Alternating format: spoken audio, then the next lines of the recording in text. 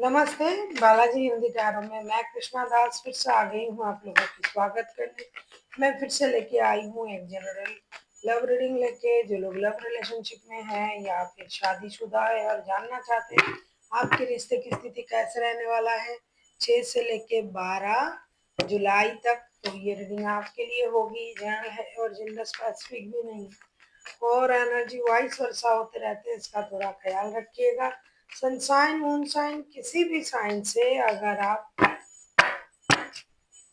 Aries हो यानी मेष राशि हो और जानना चाहते हो कि आपके रिश्ते की स्थिति कैसे रहने वाला है, तो ये रीडिंग आपके लिए होगी। जनरल है और जेंडर स्पेसिफिक भी नहीं है, और एनर्जी वाइज वर्षा होते रहते हैं, इसका थोड़ा ख्याल रखिए।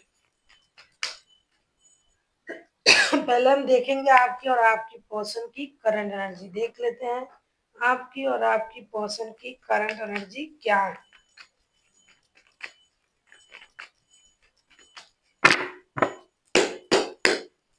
आपकी पर्सन की करंट एनर्जी 6 ऑफ पेंटिकल्स की एनर्जी में है आपके person Aries.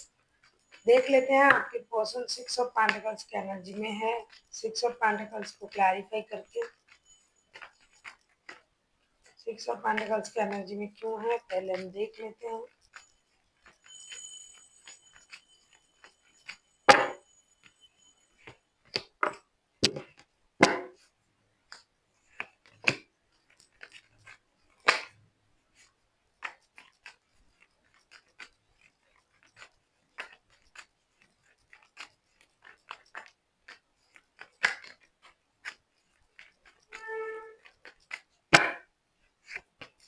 Six of pentacles को हम क्लैरिफाई कर रहे हैं। बॉटम ऑफ द डेक में आया है जजमेंट का कार्ड। सिक्स ऑफ पेंटिकल्स को हम क्लैरिफाई कर रहे हैं queen of wands, the star and judgement के साथ। ऐसा लग रहा है कि आपके जो पर्सन है ये कुछ चीजों में उलझा हुआ है। एक तो ये आपके साथ रिश्ते को बैलेंस नहीं कर पा रहा है, आप और वो, और उनका काम, या फिर उनके पास आपके अलावा और भी रिश्ते हैं, या फिर ये इंसान खुद अपने जिद से बंधा हुआ है इंसान है। ये खुद खुद को रोक रहा है, ये खुद बहुत ज्यादा जिद्दी है। अब एक बार ये ऐसा सोच रहा है कि मुझे अपनी जिद से बाहर आना है। पहले ये बहुत ज्यादा जिद्दी था, सिर्फ अपने बारे में सोचता था, इसलिए रिश्ता खराब हुआ। ये रिश्ता बैलेंस नहीं कर पाए। अब ये अपनी गलती को मान रहा है, रिश्ता बैलेंस करने की कोशिश कर रहा है, और रिश्ते में रिकॉन्सिलेशन की उम्मीद भी कर रहा है। उनको लग रहा है कि अगर मैं रिश्ता पहले ही बैलेंस कर लेता, पहले ही हम रिश्ते में इक्वल गिव एंड टेक देते, तो ये रिश्ता खराब नहीं होता। अब ये चाहते हैं कि रिश्ते में इक्वल गिव एंड टेक दे के रिश्ता बैलेंस किया जाए और अपनी गलती को सुधारा जाए, रिश्ते में फिर से जुड़ा जाए खुद को।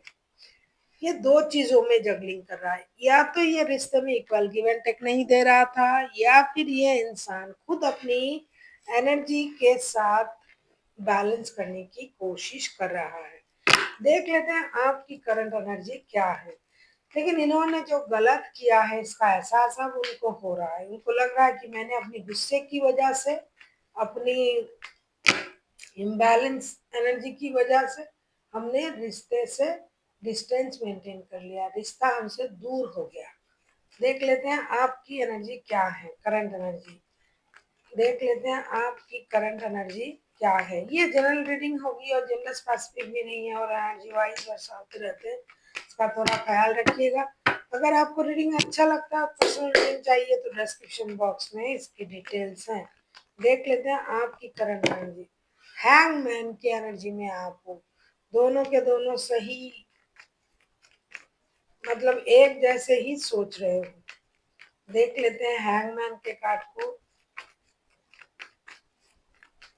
क्लैरिफाई करके। कुछ हद तक आप भी सेक्रीफाइसेस की एनर्जी में हो, ऐसा दिखाई दे रहा है एरीज। आगे भी देख लेते हैं। टेम्परेंस के कार्ड आए हैं बॉटम ऑफ द डेक में।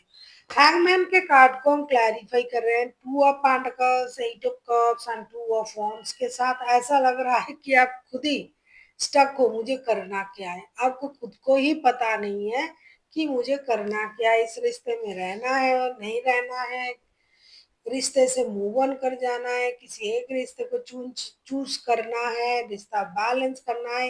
ये सारी चीजों में आपकी एनर्जी जो है ये भटका हुआ है, इसीलिए आप स्टक हो। कभी आपको ये लग रहा है कि मुझे सैक्रिफाइसेस करनी चाहिए, एक रिश्ते को चूज करना चाहिए, एक रिश्ते से मूव ऑन कर जाना चाहिए, कभी आपको ये लग रहा है कि भाई मुझे रिश्ते बैलेंस करनी चाहिए।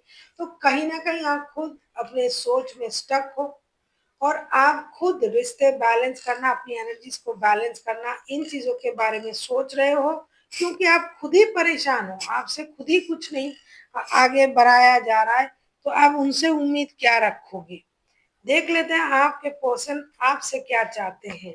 देख लेते हैं एरीज, आपके जो पर्सन है वो आपसे क्या चाहते हैं। एरीज, आपके पर्सन आपसे क्या चाहते हैं। दी एम्प्रेस के कार्ड आए हैं। अब एम्प्रेस के कार्ड को हम क्लैरिफाई कर लेते हैं।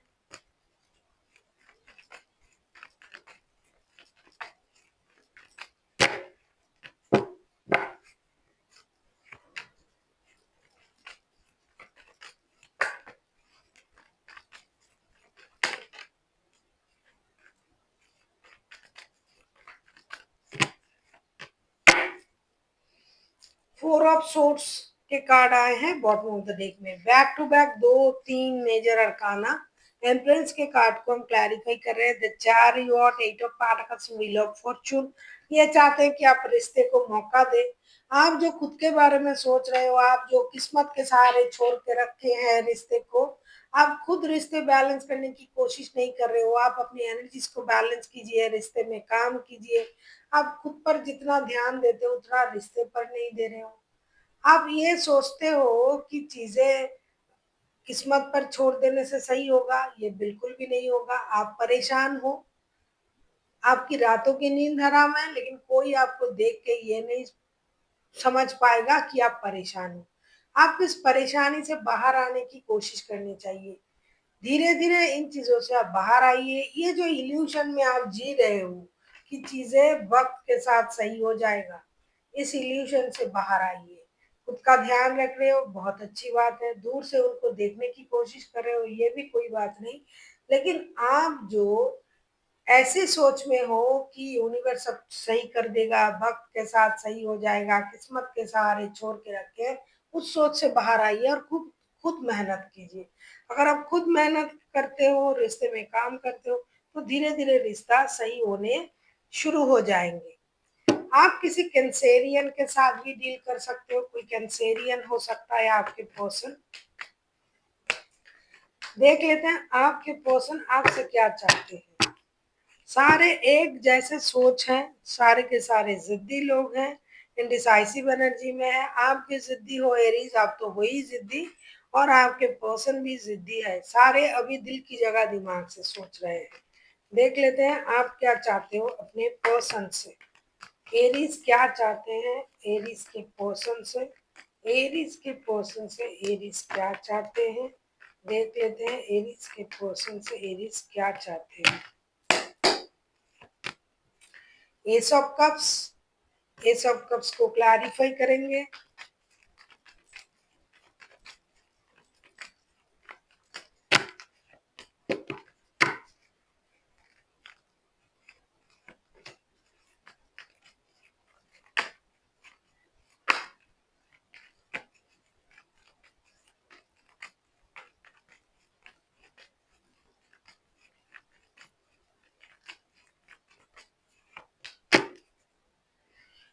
द फूल के कार्ड आए हैं बॉटम ऑफ द डेक में। एस ऑफ कप्स के कार्ड को हम क्लैरिफाई कर रहे हैं queen of cups, seven of wands and eight of swords के साथ। आप अपने पर्सन से यही उम्मीद कर रहे हो कि अपनी इमोशन को कंट्रोल ना करे, ये भी मेहनत करे रिश्ते में और मैच्योरिटी दिखाए अपनी इमोशन को। जो ये इतना इमोशनल हो रहे हैं आपके लिए, जो 24/7 आपके बारे में सोच रहे हैं, जिद्दी होकर भी ये इंसान इमोशनल है। अभी ये इंसान अपनी इमोशन को कंट्रोल कर रहा है। आप चाहते हो कि अपनी इमोशन को कंट्रोल ना करे, ये रिश्ते के लिए मेहनत करे। अल्टीमेट क्या हो रहा है ना, आप उनके लिए सोच रहे हो कि भाई ये मेहनत करे रिश्ते में, इनकी गलती है, और वो भी ऐसा ही सोच रहा है कि आप रिश्ते में मेहनत करें, आप अपनी जिद छोड़ दे, आप रिश्ते को आगे बढ़ाए। आप खुद का ख्याल रख रही हो जिस तरीके से, उस तरीके से रिश्ते का ख्याल रखे। मतलब आप समझ रहे हो, दोनों एक दूसरे को आप ब्लेम दे रहे हो, दोनों एक दूसरे से उम्मीद रख रहे हो, कोई इनिशिएटिव लेने के बारे में नहीं सोच रहा है। लेकिन देख लेते हैं आउटकम में क्या होता है, देख लेते हैं आपकी रिश्ते की आउटकम। हम लोग क्या करते हैं, हम खुद की गलती दूसरों पर थोपते हैं, खुद कोशिश नहीं करते हैं।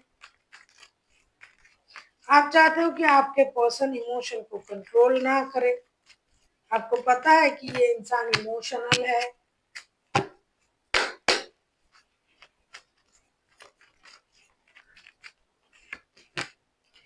देखो स्ट्रेंथ का कार्ड आया, मैं बोल रही हूँ ना कि आप उनको धक्का दे रहे हो, तुम जाओ पहले, वो आपको धक्का दे रहा है। देखो स्ट्रेंथ का कार्ड भी आ गया है। ये जो है ना म्यूचुअल एनर्जी है, स्ट्रेंथ, हम उसको क्लैरिफाई कर रहे हैं स्ट्रेंथ के कार्ड को।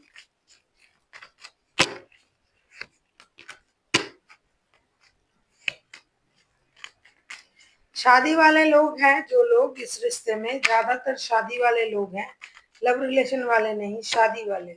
भाई शादी वाले लोगों के लिए मैं ये कहूंगी, द डेविल का कार्ड आया है बॉटम ऑफ द डेक में। शादी वाले लोगों के लिए ये कहूंगी मैं कि आप एक दूसरे को अच्छी तरीके से जानते हो कि कौन कैसा है। तो आप उनके लिए ये ना सोचे धक्का दे दे के कि वो आ जाएगा, और वो ना सोच ले कि आप आ जाओगे, क्योंकि दोनों ही एक दूसरे की नेचर से वाकिफ हो, जिद्दी है दोनों के दोनों, आप जैसे हो वैसे आपकी पर्सन भी है। स्ट्रेंथ का कार्ड आया है, उसको हम क्लैरिफाई कर रहे हैं। देखो 5 ऑफ वॉन्ड्स, हारोफांट, 5 ऑफ पेंटिकल्स, एक दूसरे से ना जुड़ने की वजह से आप लोगों का फिनेंशियल लॉसेस भी हो रहा है, मेंटल कन्फ्लिक्ट भी बढ़ रहा है। लेकिन एक चीज है कि आप दोनों के दोनों जिद करके बैठे हो। अब एक चीज होगी, जिद करके कितना भी बैठे रहना है, शादी को तो बचाना है। इस शादी को बचाने के लिए आप लोग एक दूसरे से लड़ोगे, झगड़ोगे, मिलोगे, और फिर शादी को बचाने के लिए हिम्मत जुटा के एक दूसरे के साथ आओगे, और आके ये सब लड़ाई झगड़ा, फिर चीजें सही होना शुरू हो जाएगा। इमोशन है, प्यार है, सिर्फ जिद की वजह से ये सब कुछ हो रहा है, फिनेंशियल लॉसेस हो रहा है, रिश्ते में प्रॉब्लम हो रहा है। तो आप लोग अपनी अपने अपने जिद में आ रहे होंगे, उससे बाहर आओगे, और आके एक दूसरे से जमकर लड़ोगे आप लोग। फिर जो चीजें होगी वो प्यार में कन्वर्ट होगा, और शादी तो है ही है, वो और स्टेबल हो जाएगा।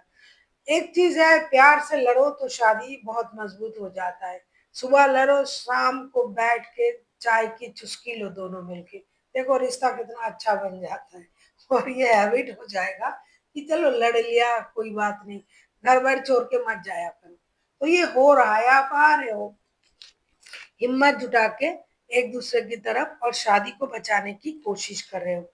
देख लेते हैं आपके लिए गाइडेंस क्या दिया जा रहा है। आप किसी कैंसेरियन, किसी लियो, किसी टॉरस के साथ भी डील कर सकते हो, कोई एरीज भी हो सकता है। हाइलाइटेड राशियां हैं ये, बाकी इसके अलावा बहुत सारे राशि हो सकते हैं, बाकी जो राशियां हैं वो भी हो सकते हैं। देख लेते हैं एंजल आपको क्या गाइडेंस दे रहा है।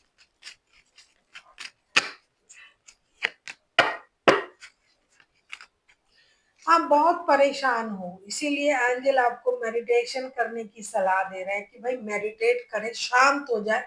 बेकार के गुस्से में एक दूसरे से दूर हो, रिश्ता खराब कर रहे हो, तो आप मेडिटेशन करें। देख लेते हैं और क्या कहा जा रहा है आपके लिए। लुक फॉर अ साइन, आपको कुछ ना कुछ यूनिवर्स बता ही देता है, बोल भी रहे हैं, आपको कुछ ना कुछ संकेत भी दे रहे हैं, लेकिन आप वो की समझ नहीं पा रहे हो। तो डेफ़िनेटली आपको कुछ ना कुछ बिजली का गिरना, कड़कना, फेदर का गिरना, सिंक्रोनोसिस को दिखाई देना, कुछ दिखाई दे रहा है इन दिनों से या फिर देगा, जिसकी मीनिंग आपको ढूँढते हुए आपको अपनी परेशानी का आंसर ज़रूर समझ में आ जाएगा। देख लेते हैं आपके लिए और क्या गाइडेंस दिया जा रहा है।